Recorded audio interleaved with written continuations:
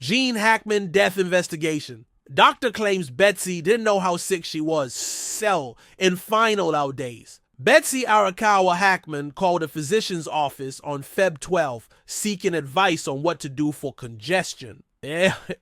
Gene Hackman's wife, Betsy Arakawa-Hackman, who was initially thought to have died on or around February 11 due to hantavirus pulmonary syndrome, allegedly did not know the extent of her illness in her final days. In an exclusive interview with Fox News Digital, Dr. Josiah Child, a physician who oversees Cloudberry Health, the medical practice that Betsy called on February 12, according to preliminary phone records, said the late classical pianist did not initially express symptoms of hantavirus pulmonary syndrome. Betsy had actually made an appointment to have an initial visit with one of our doctors on the 12th, Dr. Child said. She called on the 10th saying that her husband was ill or wanted to take care of her husband. She wanted to cancel that appointment. She called back on the 12th and looking for advice. She said, "I have some congestion and I just want some advice. What can I do for it?" She had no shortness of breath or chest pain or fever or anything like that. Our receptionist spoke to the doctor and the doctor said, "Well, I've never met her. We have to have an initial appointment." On Monday, the Santa Fe Sheriff's Department confirmed that Betsy's last cell phone activity was February 12, the day after she was initially presumed to have died.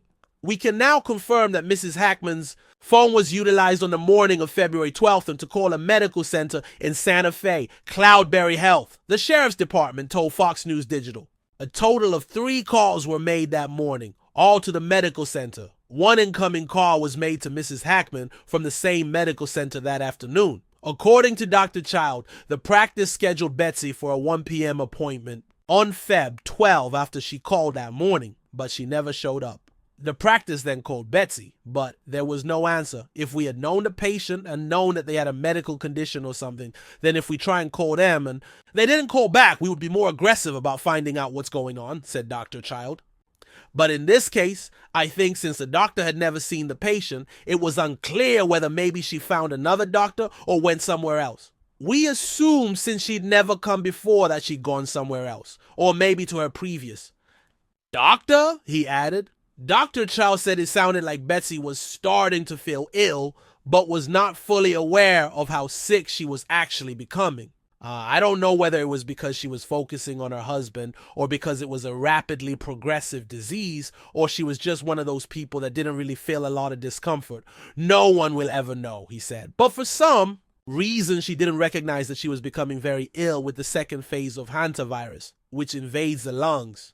Betsy died due to hantavirus pulmonary syndrome, which is transmitted from animals to humans and is commonly found in rodents, the New Mexico Department of Health confirmed.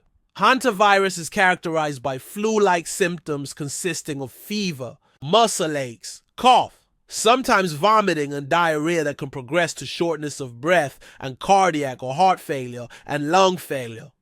Chief Medical Investigator Dr. Heather Jarrell explained during the news conference. Hackman died due to hypertensive atherosclerosis cardiovascular disease with Alzheimer's disease as a significant contributing factor, New Mexico officials confirmed 1 week ago. He was likely alone in the home for about a week until he died around February 18, which was the last time activity was recorded on his pacemaker. On Monday, the Hackman estate was awarded a temporary restraining order against the release of records regarding the deaths of Gene and Betsy. The order stated the Office of the Medical Investigator and the Santa Fe County Sheriff's Office, including each entity's agents, assigns, and employees, are hereby temporarily restrained from disclosing through IPRA or other means any and all photographs or videos containing images of the following: the body of Gene Hackman, the body of Betsy Arakawa-Hackman, the interior of Mr. and Mrs. Hackman's residence. Additionally,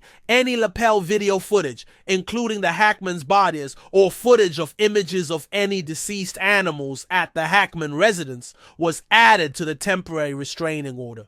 The Office of the Medical Investigator was temporarily restrained from disclosing the autopsy and/or death reports, according to the order. A hearing was set for March 31st.